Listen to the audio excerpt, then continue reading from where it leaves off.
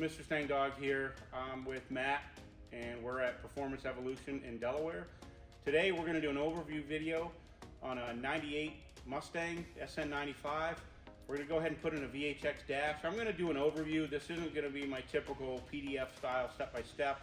I'll save that for my Newrad Solutions website. As you guys many of you probably know, that's the company I own that does the install kits for these kind of vehicles. This one's actually a really easy install. You're going to want to watch. You're going to learn a couple things, not only about the car, but about this generation, 94 to 98. We're going to cover some of those kind of interesting things. Matt owns a shop here in Delaware called Performance Evolution. We're going to talk at the end with him about his shop and some of the things he does.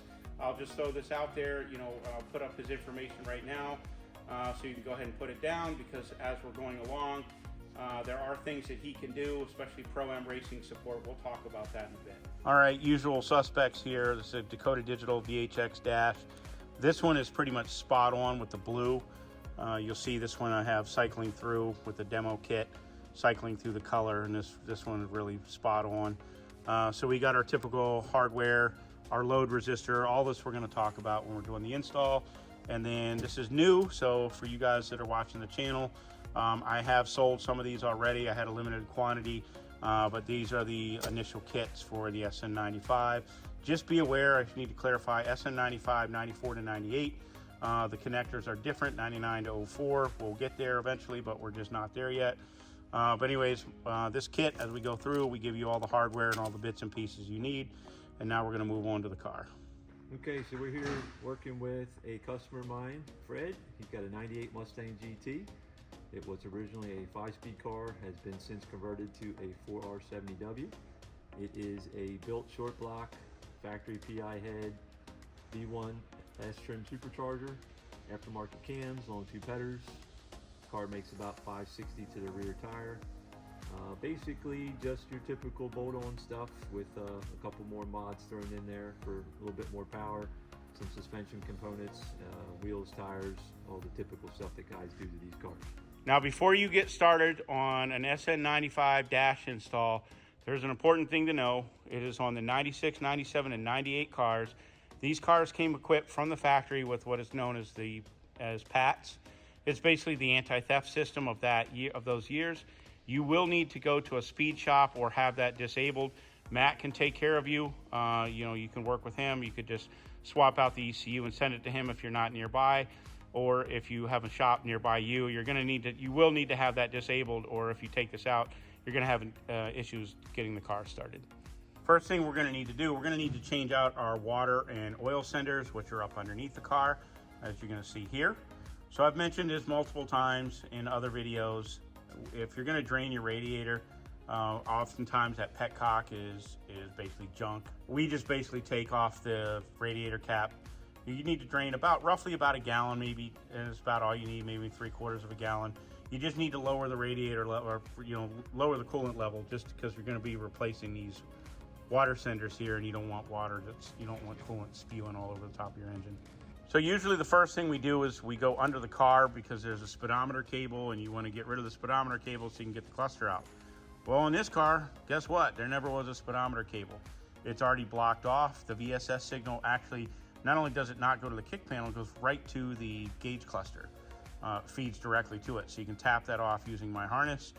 It's about as easy of a speed signal as you're going to get doing one of these installs. Okay, so underneath the car, we're going to need to use the supplied hardware and the sender wire. So in this vehicle, it's up underneath. I'm going to show you right here. This is what we did. It's easy peasy. You're going to basically pull out the old oil pressure sender and pop in the new one, and then you're going to run the cable inside the car. Now what I'm going to do is I'm going to have Matt explain to you a little nuance on the water temperature senders on SN95 generation, including a little tip here about the Cobra.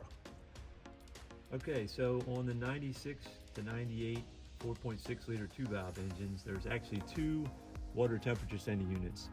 The one on the passenger side is the one that controls the gauge. The one on the driver's side here is the one that controls the engine coolant temp for the PCM. So on this particular car, being a 2-valve, we're going to replace the one on the passenger side. For those of you that are running a 96 to 98 Cobra, it has a tube that looks very similar to this. And this slides down in front of both of the coolant passages on the head surrounds the alternator. And on this one, it's actually the opposite way. So the one on the driver's side is actually the one that you need to remove, and the passenger one stays, and that controls the PCM. So for those of you who have a SN95 platform, but it's a 94-95 pushrod car, you're going to have an intake manifold that looks something like this, and this is your factory engine coolant temperature sensor. This is the one that you will remove and install with the Dakota Digital piece. Basically what you've done is we've already connected them. Basically you run them down, go up along behind the valve cover. We came down along these harnesses, and I'm just going to kind of show you, because you need to get it inside the car, and you can see they just happen to sneak right in this kind of pretty convenient hole, very easy to get to. Well, in typical shop fashion, we get the peanut gallery in the background was just screaming at us, and they were like, what about LS? I'm just going to say this, I'm not going there.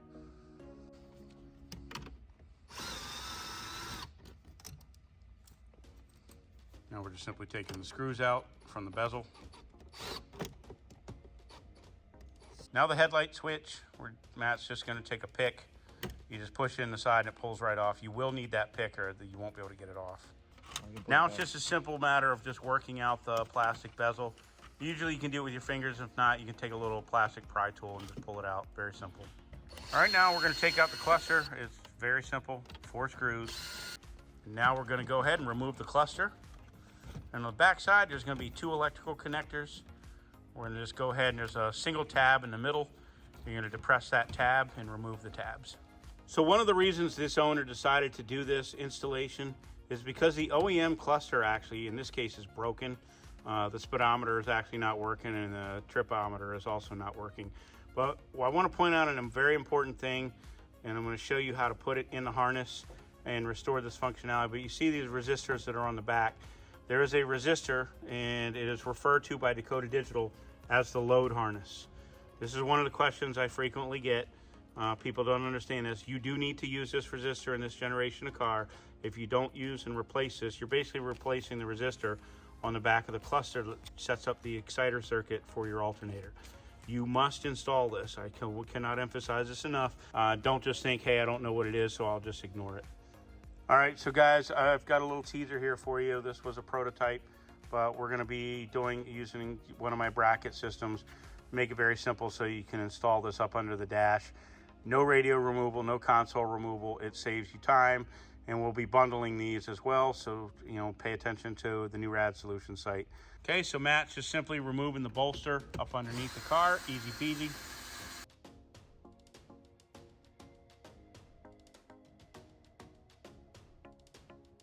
All right, before we get going here, make sure you disconnect the negative battery terminal.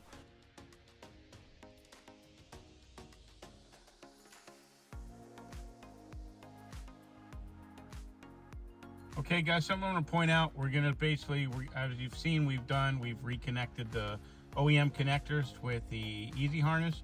And just remember, we're prototyping, so we've just mapped this out, and we have plenty of room to bring both harnesses over to one side, down underneath. Very simple. We'll have the wires labeled for you. Okay, quick overview. We've got the harness again completely done on the bench top.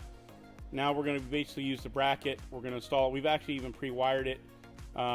The shop owner, he really wanted to go the extra mile, did some custom labeling, shrink tube labeling. So we're done with that. And with this, with the bracket, we're going to basically take this right in the car and put it in and snap it together, and we're ready to go. Okay, so there is a switch that comes with these kits that you use for setting up the dash itself. So what has happened is there's a small hole that was made there and poked through that little switch. So it's really the ideal location, and it's easy access. Now we've already pre-wired the box itself. Now these are the sender wires that came in. So we've already put the wire ferrules on the ends of these. You can look on my Newrad site if you want those. You can add the ferrules on. It just adds that little bit of extra touch. So you're going to just follow the quick start guide from Dakota Digital. It's pretty straightforward. I mean, it's literally color coded on the box and the wires themselves. So kind of pretty much goof proof. And now we're going to go ahead, and now that everything's wired up, we're going to go ahead and flip it up, put the bracket in, reinstall it, power it up, and we're ready to go.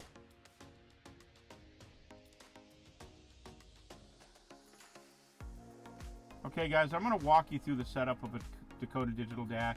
And this really applies to all of them, VHX, HDX, RTX.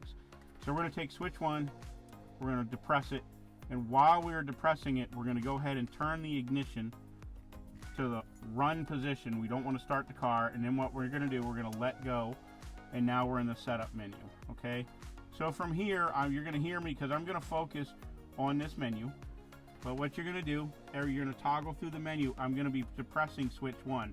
So I'm not going to show you switch 1 anymore because there's nothing to really see. And let me try to get this focus for you. Okay, so you can see it's flipping through. It wants us to set up the speedometer. So now we're going into TAC, engine. We're going to keep going through. Okay. So in this case, the TAC is coming from the TAC signal in the dash. So we're going to go ahead and select that. And then in this case, it's 12 volts. So this is already selected. We don't need to actually select it. We're going to toggle through. We're going to set. So now we're going to select 12 volt high and we're done. Now we're going to say done again. We're going to hit switch 1. We're going to back out. So we've now set up our TAC. You know, for the voltage and some of these other they come by default already set up. Now the water sender, we need to tell the dash to use the sender that we're using. So we're telling it to go to sender. So in this case, DDF is Dakota Digital Fahrenheit. We're going to go ahead and select that. We're done. So every menu has a what they call done. So we're going to continue to toggle through. We're done. Now we're going to oil. Same thing. We're going to come in. We're going to make sure that it's on the sender. It already is by default, but I'm just showing you for completeness. So now we're going to toggle through. It's 100 psi. We're going to go ahead and select that for the oil pressure. We're done. You can set up the level you want for the warning if you want it to warn. We're just going to go ahead for the sake of time. We're going to keep moving. And we set up our TAC, our oil and water. Now we're going to set up our fuel. So on this car, it is the setup menu is called the F-150. You basically are going to use the setup card. So in this case, we're using the sender from the car. So we're selecting that. And now we're just going to toggle through with switch 1. And we're going to find F-150. No, it's not an F-150 truck. It just happens to be that's the resistance setting. So F10, F-150, we're going to select it. This is going to set up our fuel. We're going to keep going back through. We're going to go to done, back out of this menu. Now the lighting, we're not going to mess with right now, but you could set, basically you can set the dim level of lighting. We're going to leave it as is. We're good. We're not using a BIM module right now, so we're going to skip that. Now we need to go to our odometer. Okay, now we're going to set the odometer. We're going to, as always, switch 1. We go into the menu, and then here I'm going to get it set up so you can see it. Now you can see this blinking. Now our owner has decided that he wants to leave it and start at 0, but for those of you who want to set it to the actual mileage of your car, you're basically going to hit press 1 and just toggle through. So in this case, I'm going to go all the way back through because I'm going to leave it at 0. But then what you do is every time you get to the number that you want, you're just going to basically hold and press switch 1, and it'll step over to the next digit. So I'm going to demonstrate that here. Now you can see it's the next digit. So now that I'm in this menu, it's going to force me to go all the way through. I'm going to have to go through all the digits. Do not set, and this is very clear in the instructions, make sure you don't try to do this last digit is not your tenths. You only have miles, so just ignore your tenths. And it's going to ask me, do I want to save it? I'm going to have to toggle it. It makes you confirm yes. I hold switch 1, and then I release it when I'm done. And so now we're done with that. And in just a bit, now we're going to set up the speedometer. So the little thing I want to cover for the SN95, guys, is there is a button on the side of your shifter that allows you to disable overdrive. So because that's not normally replaced in a VHX level dash, what we've done is we've wired this to the cruise input. So we've taken from the harness itself, again, you just use the kit and you're going to just pump it right into the side of the box. But you're going to instead, what we're going to do is we're going to take the overdrive signal and have it go right to the cruise input of the Dakota Digital box. Now when we do that, now I'm depressing the switch. So when I shut overdrive off, you're going to see that the cruise light comes on. So this is just a way for somebody, if you've removed the overdrive, this is just a nice little tip for those of you with the SN95 extra solution to kind of, retain that functionality. Okay, it's the next day. We're here with our owner Fred on his 98 Mustang. So Fred, what do you think? You've seen the dash? I'm Fred. I'm the owner of the 98 Mustang. I decided to upgrade to a modern cluster, and Matt took care of me, and it's gorgeous, and I'm speechless. Awesome, glad to hear, Fred. So basically, he had an option to put a stock cluster in, ultimately decided to do a Dakota Digital cluster. That allows him, with the aid of the Newrad Solutions parts, in order to be able to put that factory one back in at any point in time if you choose to do so, or an aftermarket one down the road.